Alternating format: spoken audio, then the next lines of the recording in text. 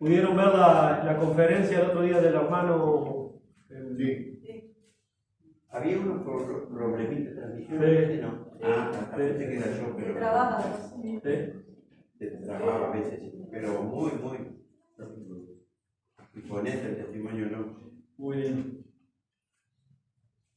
Segunda carta a los Corintios, capítulo 12, vamos a estar leyendo del versículo 1 al 10. ¿Encontraron, hermanos? Amén. Leemos la palabra de Dios. Ciertamente no me conviene gloriarme, pero vendré a las visiones y a las revelaciones del Señor. Conozco a un hombre en Cristo que hace 14 años, si en el cuerpo no lo sé, si fuera del cuerpo no lo sé, Dios lo sabe, fue arrebatado hasta el tercer cielo. Y conozco al tal hombre, si en el cuerpo fuera del cuerpo no lo sé, Dios lo sabe, que fue arrebatado al paraíso, donde oyó palabras inefables que no les dado al hombre expresar. De tal hombre me gloriaré, pero de mí mismo en nada me gloriaré, sino en mis debilidades.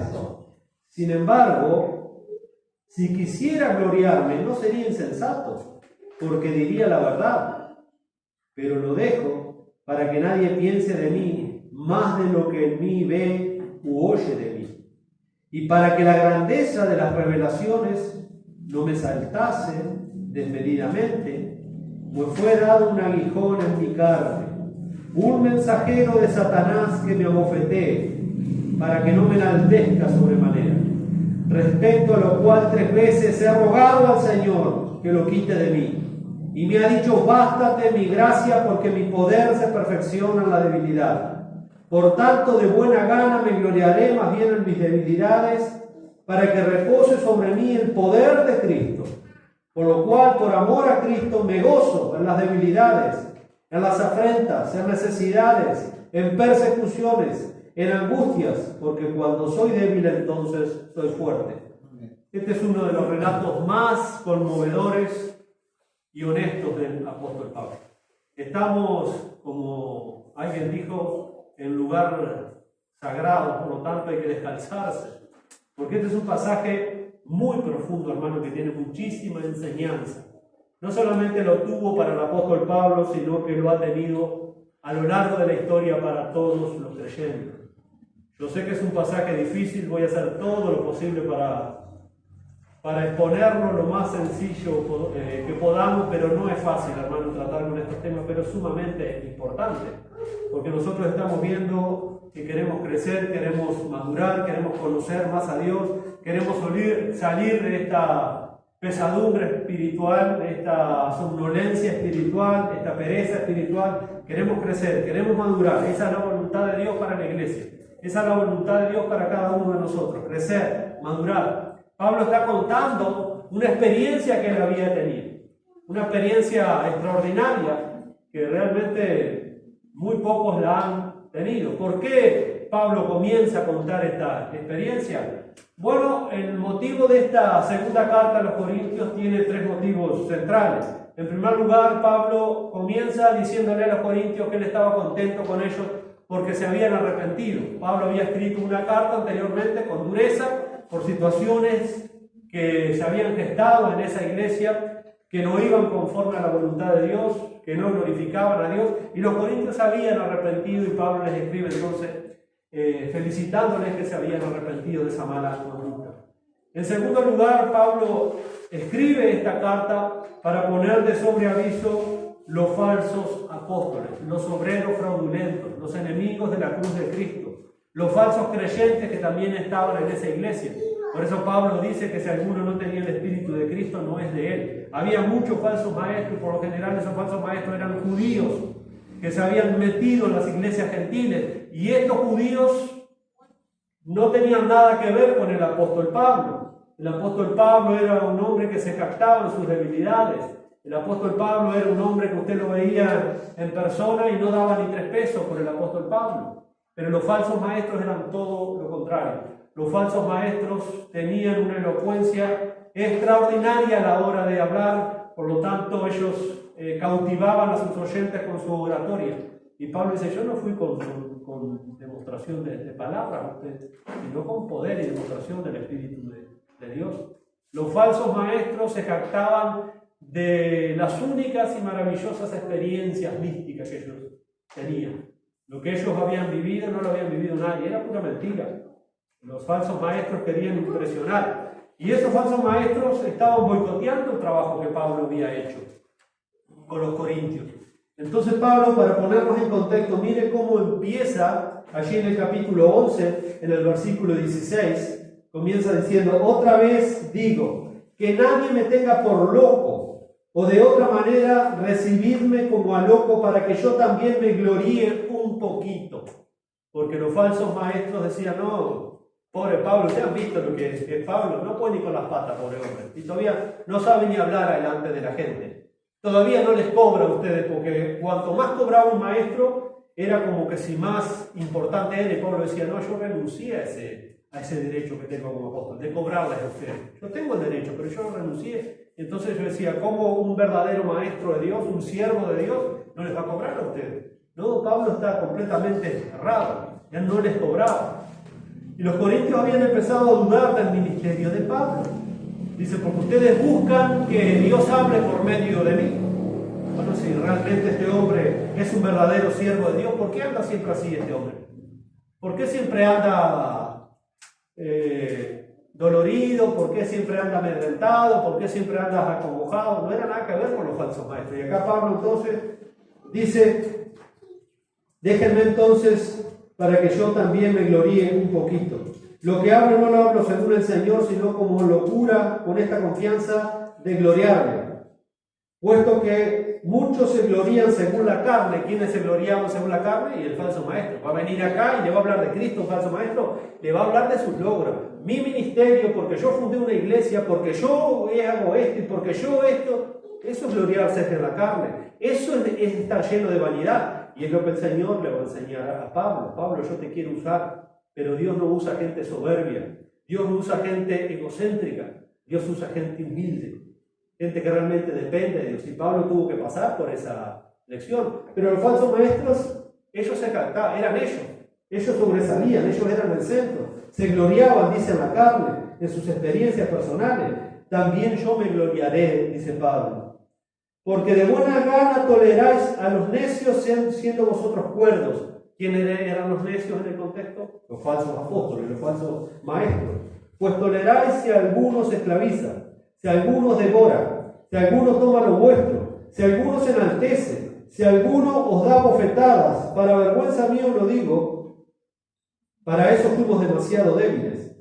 Pero en lo que otro tenga osadía, hablo por locura, también yo tengo osadía. Y Pablo dice, son hebreos, porque ellos se jactaban de ser del linaje de Israel, descendientes de Abraham, hebreos de pura cepa. Y Pablo dice, son estos falsos apóstoles, estos falsos maestros, ¿son hebreos? Yo también, dice Pablo, yo también. ¿Son israelitas? Yo también lo soy.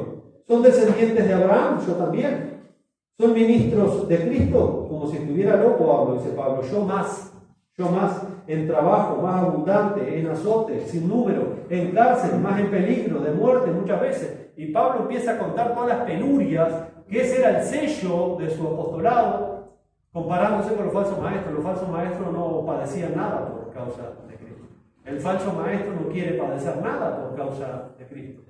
Y esto es lo que lo lleva a Pablo a contar esta experiencia sobrenatural que él había tenido de haber sido arrebatado al tercer cielo, haber sido arrebatado a lo que él llama el paraíso. Y en esta carta Pablo ha venido describiendo entonces esa experiencia que había tenido, él dice, 14 años atrás de que está escribiendo esta segunda carta. Así que nos lleva más o menos a concluir, sin errarnos mucho, que había sido cerca del comienzo del ministerio del apóstol Pablo, esta experiencia. Muchos dicen que esta experiencia pudo haber sido cuando lo apedrearon hasta casi matarlo en Listra, que lo sacaron de la ciudad y lo tiraron ahí como muerto, y cuando quisieron acordar, Pablo se levantó y volvió otra vez a Listra a predicar el Evangelio. Algunos dicen que pudo haber sido ahí, eso es una conjetura. La Biblia nos dice, Pablo lo que dice, que hace 14 años atrás había tenido esta experiencia extraordinaria, y no fue la primera ni la última que Pablo tuvo. Pablo a lo largo de su ministerio de su vida como siervo, como apóstol, tuvo muchísimas experiencias sobrenaturales de parte del Señor. Por ejemplo, la primera, Hechos 9, su conversión. Iba camino a Damasco y ve la gloria de Dios y escucha de una forma audible la voz del Señor Jesucristo resucitado. Saulo, Saulo, ¿por qué me persigues? Pablo habla allí con el Señor Jesucristo. ¿Quién eres, Señor? Yo soy Jesús, a quien tú persigues. El Señor le da directrices para que se vaya a Arabia, allí a Damasco. Y él ahí pasa 3 años. ¿Y quién le enseñó el Evangelio allí? El Señor Jesucristo le enseñó todo. Porque Pablo dice, ¿se acuerdan? A los Corintios, en la primera carta, cuando dice, porque yo recibí del Señor lo que les he enseñado. Lo recibí del Señor. Y Pablo después dice a los Gálatas, yo no lo recibí de carne y sangre. Cristo de una manera sobrenatural le reveló el Evangelio. A Pablo no se lo enseñó nadie. El maestro de Pablo fue el Señor Jesucristo resucitado. Y vaya que si tendría para contar experiencias ahí en esos 3 años que recibió el Evangelio de parte del Señor. Si vamos un poquito más adelante, en Hechos capítulo 16, se nos dice que Pablo tuvo una visión de noche donde ve un hombre de Macedonia que se postraba delante de Pablo y le hablaba diciéndole, Pablo, ven para acá, pasa para este lado y ayúdanos. Una visión sobrenatural.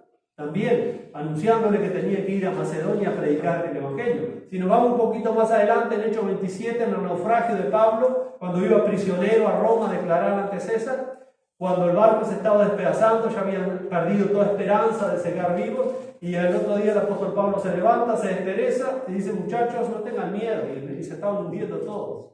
Y lo miraban. Anoche se me presentó un ángel de Dios, el Dios a quien yo sirvo, y habló conmigo. ¿Y qué te dijo? Me dijo que no tuviéramos miedo, que el barco iba a llegar y que ninguno nos íbamos a ahogar. Experiencias sobrenaturales. Pero tiene un peligro todo esto, hermano, porque nuestro corazón ha sido regenerado, pero aún sigue latente el pecado remanente en nuestra vida, que es la soberbia, que es el orgullo, que es el creernos más de lo que somos, es el creernos superior a las demás personas, es mirar a los demás con desprecio. Y eso justamente es la fachada típica de un falso maestro, de un falso cristiano, el orgullo, la soberbia. Entonces, como Dios resiste al soberbio y da gracia a los humildes, y Pablo era un instrumento legítimo de Jesucristo, Dios en su gracia, en su bondad y en su misericordia tuvo que tratar y obrar en la vida del apóstol Pablo como cualquier otro de sus siervos. Pablo dice entonces que había sido arrebatado al tercer cielo. Y en ese lugar, continúa el apóstol Pablo, dice que oyó, versículo 4, palabras inefables, palabras sublimes, palabras sagradas, que no le es permitido expresar a ningún hombre. Miren, estuvo en el paraíso, ahí vaya a saber la experiencia esa tremenda, lo que escuchó Pablo. Sin embargo, Pablo no vino, después dice, bueno, tuve una revelación del cielo, ya saqué mi libro y iba a las iglesias vendiendo libros. Hermanos, si al apóstol Pablo, que fue un apóstol verdadero del Señor, no se le permitió repetir esas palabras, ¿por qué a nosotros se nos hace creer que fulano fue al cielo, que mengano fue al infierno, escriban libros, dan conferencias, cobran plata, visitan las iglesias, cuando al apóstol Pablo no se le permitió hablar de eso? Y estos van al cielo como quien va allí a Dolores, va y viene, y estos van al cielo, van al infierno, escriban libros. ¿Ven toda la trampa y la trama que hay cuando Dios no le permitió al apóstol Pablo hablar de esas cosas? Y ahora cualquiera va al cielo y al infierno y saca un libro y lo vende y va a la iglesia y la iglesia aplaude todas esas cosas. Yo estoy seguro, hermano, que si nosotros hoy, Dios no lo permita nunca, un caso hipotético, si nosotros hoy trajéramos, va a venir la hermana profetisa o el profeta o el apóstol fulano, que tuvo una revelación impresionante, fue al cielo y al infierno, el Señor lo llevó ahí. La iglesia estaría llena de chusmas espirituales, de chusmas bíblicos, que no le interesa la doctrina, que le interesa el chusmerío, lo que Dios no reveló es lo que a ellos les anda interesando. Las cosas secretas pertenecen al Señor, dijo Moisés en Deuteronomio 29, mas las reveladas son para nosotros y para nuestros hijos para siempre. Acá tenemos que nosotros prestar atención y no andar mirando esas cosas que nos turban, que nos distraen. Pablo dice, a mí no se me fue permitido hablar de eso. Y ahora me van a hacer creer a mí que fulano fue al cielo, que vio esto y aquello. Mentira, hermano. Mentira. Todo eso es un andamiaje espiritual falso para distraer a la iglesia de la doctrina y de la Biblia, que es lo que santifica y purifica nuestro corazón y nuestra mente. Sin duda, hermano, que la experiencia de este tremendo siervo del Señor fue única y fue extraordinaria. No obstante, Pablo reconoce que en vista del riesgo de autoexaltarse, de vanagloriarse, de creerse algo superior, que eso era lo que hacían justamente los falsos maestros, dice Pablo, Dios tuvo cuidado de mí en esas cosas, porque me fue dado un aguijón en mi carne, un mensajero de Satanás que me abofetee. Y la palabra bofetear ahí literalmente es dar golpes a la cara con el puño cerrado. Ese mensajero tenía la misión de humillar al apóstol Pablo, pero también de causar dolor. Lo humillaba y le causaba dolor, pero había un propósito atrás de eso. Dios quería mantener al apóstol Pablo humilde para seguirlo usando. Dios nunca usa gente soberbia, altiva, arrogante, orgullosa, y ese es el problema de todos nosotros, hermano. Ese es el problema de todos nosotros. Todos nacemos por naturaleza con ese problema. Queremos creer suficientes, autosuficientes, más de lo que somos. ¿Quién nos ha hecho creer eso? No somos nada. Nada somos absolutamente, un puñado de polvo de la tierra que Dios ha tenido misericordia de nosotros. Dice, me fue dado en mi carne un mensajero de Satanás que me abofetee. Ahora, el sentimiento de angustia es mucho más profundo cuando después de haber orado persistentemente 3 veces el apóstol Pablo, se le da a entender que ese aguijón no le iba a ser removido. Se le da a entender que ese aguijón no iba a ser quitado de su carne. Y era esto, en principio, lo indignó. Dice, respecto a lo cual, 3 veces he rogado al Señor que quite de mí aquello. Y me ha dicho, bástate mi gracia, porque mi poder se perfecciona en la debilidad. No fue removido el aguijón, sino que Dios le da la promesa de su gracia. Mira, lo único que necesitas, Pablo, es mi gracia. Mi gracia es suficiente para estas cosas, porque mi poder se perfecciona en la debilidad, es el versículo 9. Con seguridad, hermano, que la respuesta de Dios, la respuesta divina, dejó perplejo al apóstol Pablo, al menos al principio, hasta que él después entiende el trato de Dios en su vida. ¿Cómo que no me vas a quitar esto, Señor? Yo que soy un siervo tuyo, yo que estoy sirviendo, que he pasado tanto por causa del Evangelio, ¿no me vas a quitar esto que me está afligiendo, que me está quebrantando, que me está humillando? No, lo único que necesitas no es que te saque eso, lo único que necesitas es mi gracia, más nada. Y muchas veces esa es la respuesta de Dios a nuestras vidas y es mejor que lo aprendamos cuanto antes, hermanos. Lo único que Dios va a venir y nos va a susurrar en medio del aguijón es, bástate mi gracia. Es lo único. Lo único que Dios nos va, y es lo único que necesitamos. Es lo más valioso, la gracia de Dios. Y a través de los años, los teólogos, los estudiosos, los comentaristas bíblicos no se han puesto de acuerdo qué era la naturaleza de este aguijón, qué era lo que causaba este dolor a Pablo, este quebranto, esta humillación. No están de acuerdo, pero por lo que vemos en el texto era algo que literalmente le causaba un dolor físico y un impedimento físico. No sabemos en qué parte de su cuerpo, si era algo interno, algo externo. Algunos llegan a deducir, por lo que Pablo mismo dice a los Gálatas, que tenía un problema muy serio en la vista, que le supuraba y eso le ardía la vista, y echaba como una pus, y eso era despreciable a aquellos que lo miraban. Era algo horrible, no había oftalmólogo, no había gotas, no había lente, y supuestamente, por lo que dice ahí a los Gálatas en el capítulo 4, versículo 11, miren lo que dice el apóstol Pablo, ahí Gálatas 4:15, puede haber venido por ahí la mano, pero simplemente a modo de anécdota podría haber sido esto, o quizás era algo muchísimo peor. Dice ahí en Gálatas 4:15, ¿dónde pues está esta satisfacción que experimentabais? Porque os doy testimonio de que si hubieras podido, os hubiera sacado vuestros propios ojos para dármelos. ¿Está hablando acá Pablo literalmente o está usando una metáfora? No sabemos, hermano.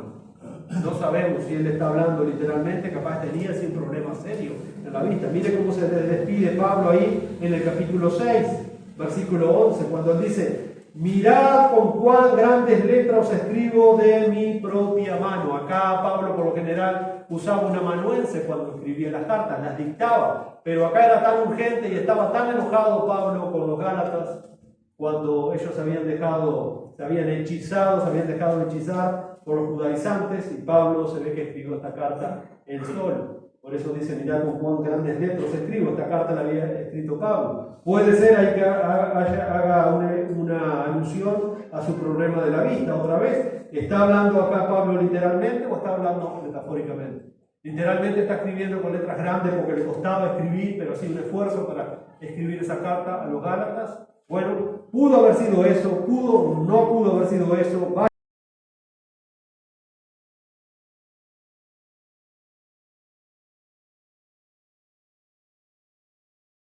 Pablo hasta que se ha escuchado cualquier cosa que no nos interese. Vamos hasta donde la Biblia va, y donde la Biblia no va, ahí nos frenamos. Más allá de eso, sabemos que era una situación, era una condición que a Pablo lo doblegaba, lo afligía al extremo, lo humillaba y le causaba mucho dolor. Por eso era, como dice ahí, un mensajero de Satanás, un aguijón en mi carne. Esa palabra, hermanos, para aguijón en la carne, literalmente es una estaca puntiaguda de madera. La palabra que Pablo usa ahí para aguijón es una estaca puntiaguda de madera. Es como si tuviera una astilla. Miren una astillita chiquitita abajo de la uña. Es algo, y bueno, imagínense una estaca puntiaguda. Pablo está hablando de una metáfora. Era tan doloroso, es como que si me han enterrado una estaca en el medio del pecho y tengo que vivir con eso. Me duele, me humilla, me quebranta. Claro, ahí sí está hablando metafóricamente.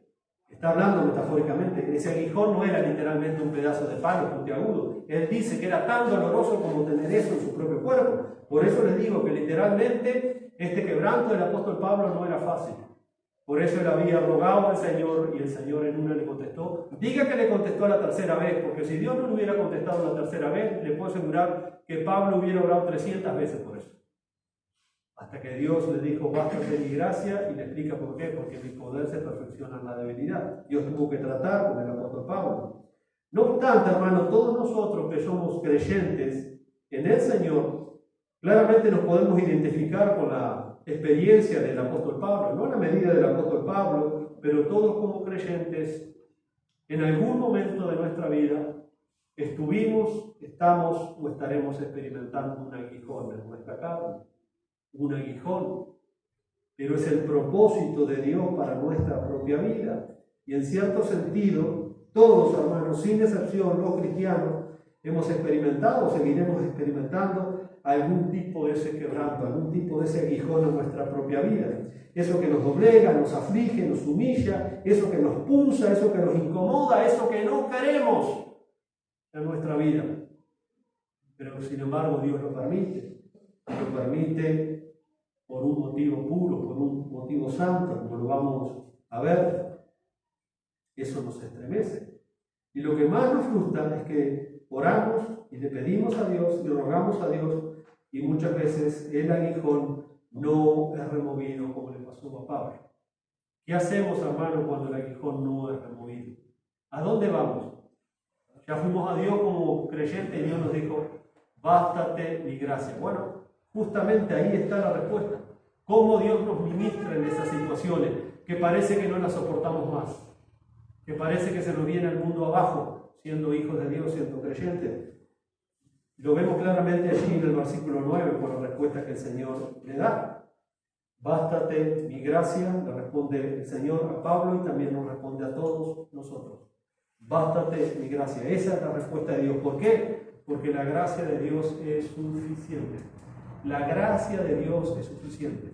Ese infinito favor de amor, de bondad y misericordia, esa es la gracia de Dios para cualquier situación. Esa gracia no se gasta, esa gracia no se marchita, esa gracia no está limitada, esa gracia es infinita para todos nosotros. Hoy, mañana y por los siglos de los siglos. La gracia de Dios es suficiente. Gracia que nosotros muchas veces ignoramos. Gracia que nosotros muchas veces despreciamos por estar enfocados en el aguijón y no la bendita fuente infinita de la gracia y bondad de nuestro Padre Celestial. Y Dios nos contesta, bástate mi gracia, pero estamos tan endurecidos que seguimos pateando el aguijón. Hermanos, cuando Dios trae algo en nuestras vidas, sigue siendo un acto de su bendita y soberana gracia, sea lo que sea.